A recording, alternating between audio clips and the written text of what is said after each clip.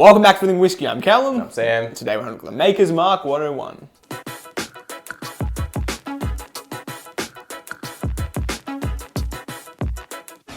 Alrighty, so the 101 didn't know it existed till Curly ordered it. Another travel exclusive. Not anymore, apparently. Apparently, it's not meant to be. No. The 1 litre maybe, but Yes, I think it says travel exclusive on the bottle. from what I read though, look, I don't know, because things do change, but yeah, travel's exclusive. I did read though, when doing a bit of research about it, that the 101 and the cask strength are meant to be stock standard part of the lineup now.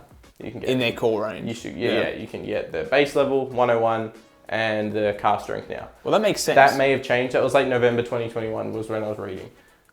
The travel exclusive wise one, I don't know if that's, maybe it's honestly Australia's got some weird crap going on. Maybe it's just for us, but maybe it's also just the leader version. I don't know. Things change. They pull stuff, they add stuff. Their lineups look different year to year. But we'll just go off what I've read. It should be readily available, as is the cask strength, which is good. We say that, but neither of us have seen it before. We've only seen it on Nick's, so. Yeah, so let us know the availability in your region. But yeah, as Kelly said, we only kind of just found it now, so who knows.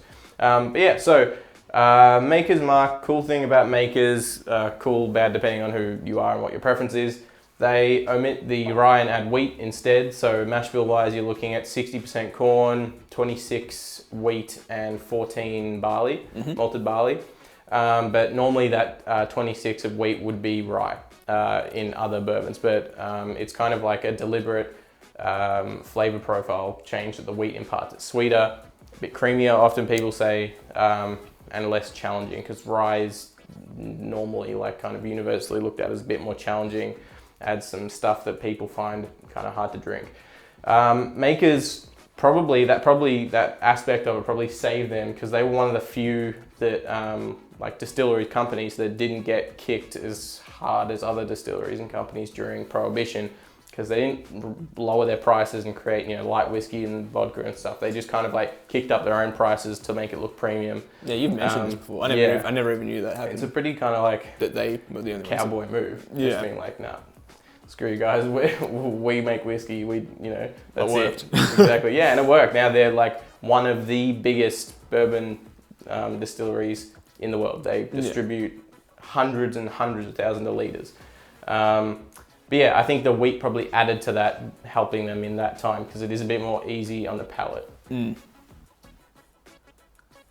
Just sweet and approachable on the nose. Bit of cherry. Yeah, I always get a little bit of cherry.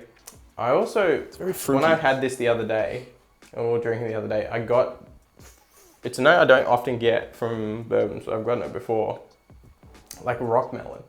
Like Cantaloupe. Cantaloupe, yeah. Depending on where the hell you are. Rock melon's probably the more well-known one. Yeah. It's like this sweet melony kind of. I got it on the nose. That orangey. Yeah, like, as well, yeah. It wasn't on the taste really, but on the nose I got it like, it just kind of like the little alarm went off. I wish you didn't say that, because I hate cantaloupe. Really? I like it. The only fruit I don't touch. Really? I just hate it. I don't eat fruit enough as it is anyway, but I don't mind cantaloupe. Although you can get crap cantaloupe. Yeah, it's nice and sweet. I reckon I said it so many times before we were able to try the cask strength. Proof just like elevates Makers so much. Like the base level is good and it's easy, but it's with that wheat like added to make it even easier, it gets boring real quickly if you're a bourbon person. Like you're gonna want to try other stuff. Yeah. Adding the proof though, I don't know, it's dessert in a bourbon. Like it's just so creamy. So much caramel. There is a lot of wood impact. It's quite oaky. We could compare the Wild Turkey 101, see how it differs. There's a lot more. Jeez, for some reason that alcohol like crept up on me. The 101, the Wild Turkey, is high rye versus no rye, so you're going to get a very different experience. I just like drinking it. I know. Looking for an excuse. But we need to stop drinking because we drink far too much Wild Turkey. It's very almost like dark fruits with that hint of cherry. Yeah, I'm getting like blackberries, like the kind of blackberry pie. It's like with a lot of brown sugar. Your brown sugar like Yeah. on top of the pie, like yeah. With a dollop of cream in the middle. Yeah, it's got that. Yeah, the wheat adds this weird creaminess. It's on the nose now. That almost cereal note. Yeah, it's like mixed berries, like wild berries, dark like blackberries, raspberries, stuff like that. It's like a bit of kind of bitterness and tartness, like cranberry or something. Yeah. But yeah, just seriously in like pie form, you got that nice buttery like pastry, like the crust with brown sugar on top. That's like nails it for me. If I had to describe it like as one thing, like a meal, to describe the whiskey as a whole, that seriously kind of nails down 80% of the notes for me. It's really desserty. It's got a weird aftertaste though. I wouldn't say weird, it's just unexpected. It's just kind of got this weird tartness. That like Tart and clings bitterness, to the, yeah, it clings to the tongue. I don't dislike it. I just don't get it often. A little bit of aniseed at the end as well. So, we were talking the other day. It's like everyone who heard us talk about it a while ago has definitely forgotten because it's been way longer than we said it would be. We're gonna get the still from my place and bring it here to our place, and get the still set up. Because we've got the barrel, we've got the still. Was that even on a video? Or was that like just as us in chatting? ages ago, talking about making like videos of us making the whiskey. Because we had that conversation a couple of days ago, but I Yeah. don't even know it was on camera. No, we didn't talk about it then on camera, but I mean, we mentioned like making whiskey videos, like actually making it Oh, yeah, years ago. ages ago. Like, and we had the still, we just never got around to doing it. But we are gonna, the next, hopefully week, I reckon maybe next weekend, we'll bring it up, get it set up in There's this a nice room. little space here, which we'll chuck it next in. to like a tap and everything, we can get it set up. I already know somewhere we can get the grains and the yeast and stuff. So only problem will be aging. We can't really put it on here because it's.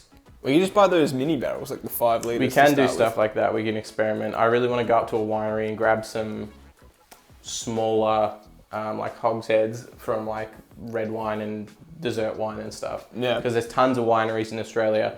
Barrels end up pretty cheap. Not cheap. It's still a few $100, but they're obtainable. And yeah, the small ones are a lot easier to work with. So I reckon we'll do that. Yeah, so that'll be coming up soon, which will be fun to finally do that. I think it'll probably create for some funny moments just because getting that still set up is a pain in the ass. Problem is though, the tubes fly off and stuff randomly during distillation and kind of like spurt water everywhere. we're actually going to have to take notes. Because if we lot come of up with notes. something really And nice, we won't be able to replicate Yeah, it. we'll need to be able to Yeah, replicate no, we're going to actually have to take notes of percentages and times and stuff. We won't know what we're doing, but that'll be kind of why it'll be interesting.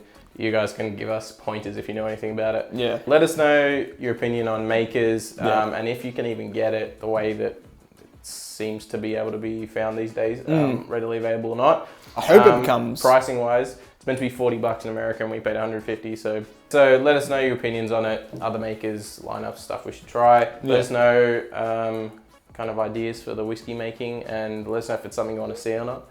But yeah, if you like this episode over in the whiskey, leave us a like. If you want to see future episodes from us, maybe consider hitting that subscribe button. If you do, see you next one. Cheers.